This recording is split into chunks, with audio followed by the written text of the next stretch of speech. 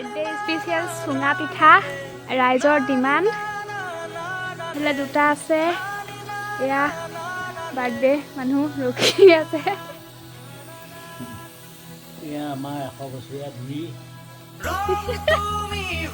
100 বছৰ আছে জানো ইফালে বনি আছে কি পিঠা এয়া চাকনি মুখত দিয়া পিঠা